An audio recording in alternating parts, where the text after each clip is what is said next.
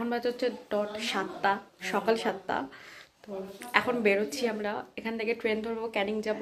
তো সেগুলো আমি তোমাদের সাথে আস্তে আস্তে শেয়ার করবো, কোথায় যাচ্ছি ঘুরতে, বুঝতে পারছো মেবি। তো দেখতে থাকো, বাই। ব্যাগটাও নিয়ে নিয়েছি, বাট এখন কেউ রেডি হয়নি। আমি 7 সকালে উঠে রেডি হয়ে বসে রয়েছি, মানে আমাকে জোর করে তুলে দিল। 6টা 10-15 তুলে দিয়েছে, আর আমার রেডি হতে 10-15 মিনিটও লাগে না, মানে লাগেই না। শীতকাল বলে তাও একটু টাইম লাগলো, আদারওয়াইজ গরমকালে তো টাইমই লাগে না। বাট এখন ঘুরে বেড়াচ্ছি আমি ব্যাগটা নিয়ে, কেউ নামিয়ে নি ওপর থেকে। সে হাই।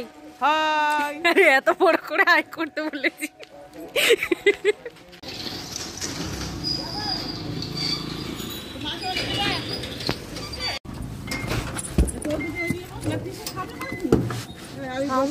মা বসছে, এই মুখে কাটছে।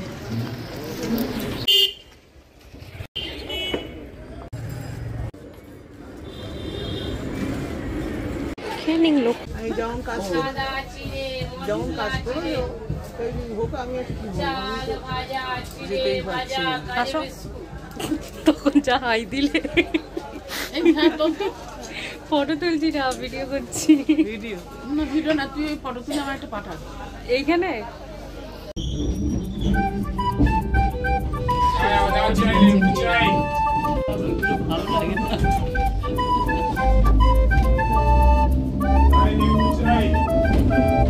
সকালবেলা ঘুম থেকে উঠে 7টা-20 ক্যানিং লোকালটা ধরে যাচ্ছি এখন ক্যানিংয়েই। তারপর ওখানে নেমেতে একটু চা টা বিস্কিট এসব খাওয়া দাওয়া হচ্ছিল আর কি। এরপরেও একটা ট্রেন ছিল যেটাতে আমরা আসতে পারতাম, কিন্তু ওটা প্রচণ্ড ভিড় হয় বলে আগের ট্রেনটাতে আমরা একটু ফাঁকায় ফাঁকায় চলে আসি। এটাতে একটু বসেই আসতে পেরেছিলাম, কিন্তু এর পরের ট্রেনটাতে বেশিরভাগ জনেরই আসার কথা ছিল। তো এখানে এসে চা টা খাচ্ছিলাম আর ওয়েট করছিলাম বাকিরা যখন আসবে, তারপর একসাথে যাওয়াটাও হবে এই জন্য আর কি। আর চা খেতে খেতে হঠাৎ আমার মনে পড়লো বাড়ি থেকে আমি ব্রাশ, পেস্ট, ফেস ওয়াশ কিচ্ছু আনিনি, মানে ওগুলো খাটের উপর রেখেই ভুলে চলে এসেছিলাম ব্যাগে ঢোকাবো বলে। তো আবার সঙ্গে সঙ্গে গেলাম ওইগুলো কেনার জন্য, একটু দোকান খুঁজতে আশেপাশে কোথায় কি আছে। 2 দিন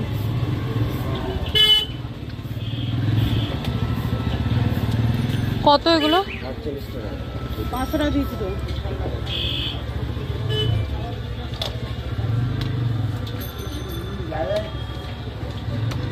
এখন 100 টাকা হয়েছে, 25 টাকা দিয়েছি তো। হ্যাঁ, এই তো 48, 2 দিন। তোমার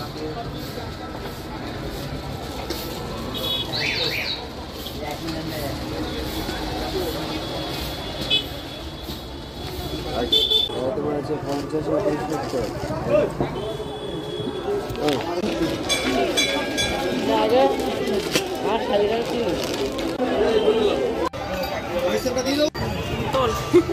ভিডিও হচ্ছে, তুই পরে দেখে নিও।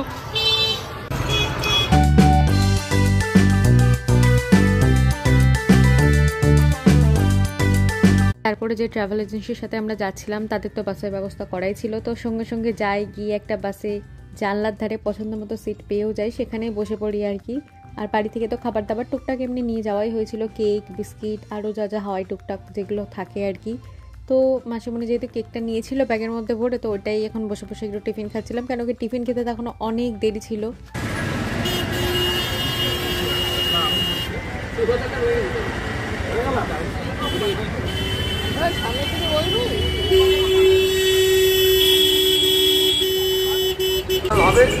আজকে এবং আগামী দিন এই 2 দিনের দুটি দল থেকে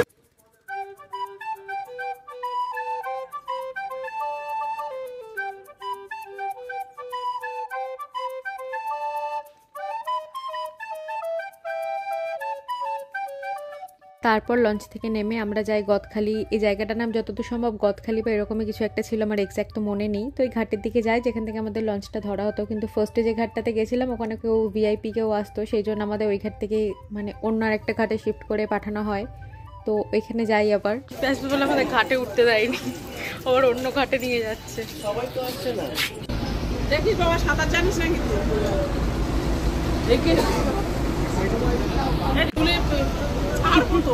ছাড়বে, এখনো এলে সবে, তোমার কত ফটো তোলা বাকি। শোন, আমার ওই লাল ব্যাগটা আমার তো ওষুধ আছে, ওষুধটা কাছে রাখতে। আরে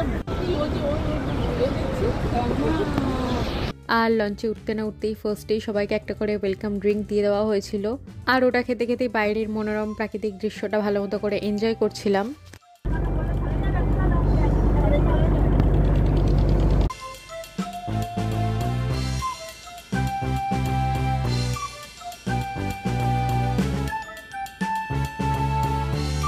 আর মিনিট 5-এর মধ্যে তো তারপরে টিফিনটাও দিয়ে দেয়। আজকে যেহেতু ফার্স্ট দিন ছিল তো একটু লেট হয়েই গেছিলো টিফিন দিতে। দেন তারপরে টিফিন খেয়ে হজম করতে না করতেই তারপর চলে আসে চা। তো আমি যেহেতু লিকার চা খুব একটা পছন্দ করি না, তো আমারও খুব একটা খাস লাগে না এইসব জিনিস।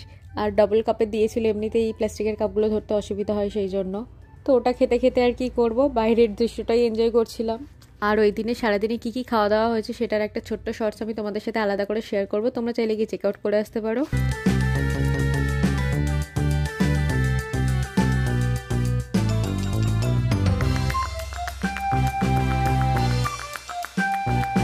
সুন্দরবনে যাব কিন্তু বাঘ দেখতে পাবো না, এই ব্যাপারটা ঠিক মানা যায় না। তো বাঘ দেখতে না পেলেও আমরা হরিণের দেখা পেয়েছিলাম। এই যে যতটা তোমাদের দেখানো সম্ভব ফোকাস করে দেখাচ্ছিলাম, কিন্তু সামনে দেখা আর ক্যামেরায় দেখা দুটোর তো একটু তফাৎ আছেই। তো এই যে ইনি এখানে ঘাস টাস কিছু একটা খাচ্ছিলেন আর কি, সেটা একটু ভালো করে ফোকাস করে দেখানোর চেষ্টা করছিলাম তোমাদের। আর কুমিরের সাথে সাথে অনেক কুমির, হরিণ, তারপর ছোট ছোট বাদর, অনেক কিছুই দেখেছি যেগুলো সচরাচর ওইদিকে খুব একটা দেখা যায় না। সাথে সুন্দরী গাছ এগুলো তো আছেই, যেগুলো ওইদিকেই দেখা যায় স্পেশালি।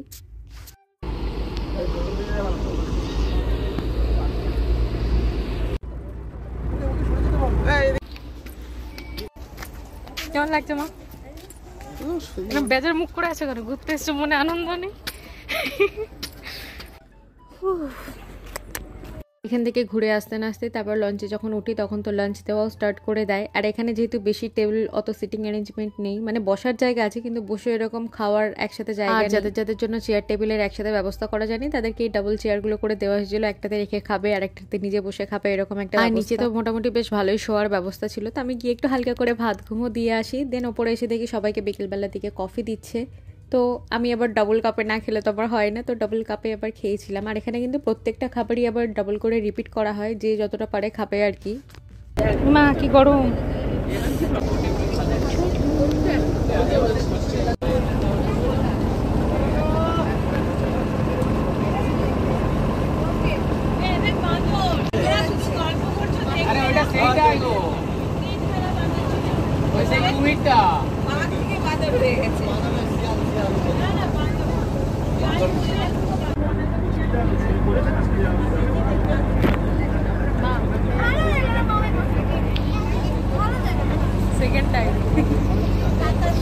আর এদিকে আমাদের সারাদিন জলে ভেসে ভেসে ঘোরার পর তারপর তো ডাঙায় নামার পালা, কেন কি সারাদিন তোর বোটে থাকা যায় না। তো এই যে সন্ধে তখন অলমোস্ট 5:30 মতো বাজে, দেখতেই পাচ্ছ এদিকে একেবারে সন্ধে নেমেই এসেছে। তো তারপরে সবাই আস্তে আস্তে নামার পর আমরা ডাঙার দিকে যাই, যেখানে আমাদের রাতে থাকার ব্যবস্থা হয়েছে সেই দিকেই।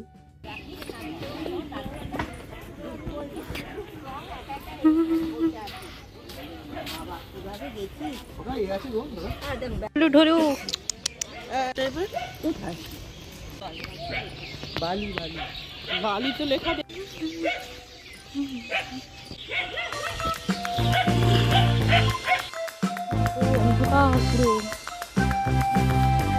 এটা আমাদের হোটেল, আপাতত নাইট স্টে করার মতো জায়গা।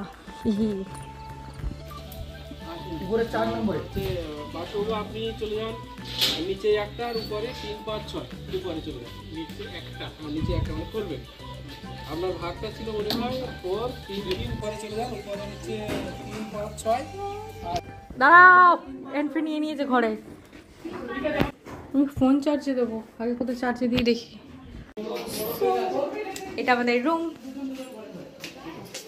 অ্যান্ড এখানে একটা আয়না আছে, তারাও ব্যাকে দেখাচ্ছি। এই যে পিছনে আমার মা, মাসি, ভাই সবাই আছে। আমি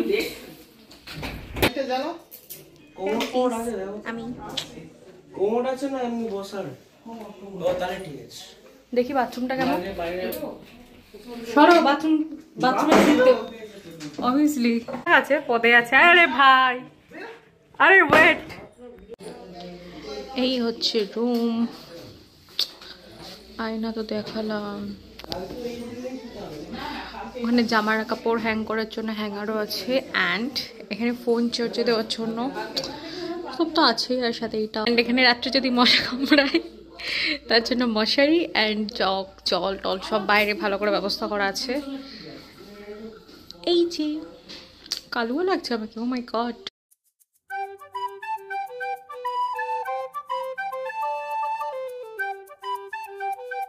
আর সন্ধেবেলা কিছুক্ষণের মধ্যে ফ্রেশ ট্রেশ হওয়ার পরেই স্ন্যাক্সটা এসে দিয়ে যায়, তো সেটাই খাচ্ছিলাম। আর মা পিছনে ফোনে গল্প করছিল, তো সেই জন্য তোমাদের মিউট করে দিয়ে এখন আমি ভয়েস ওভার দিচ্ছি।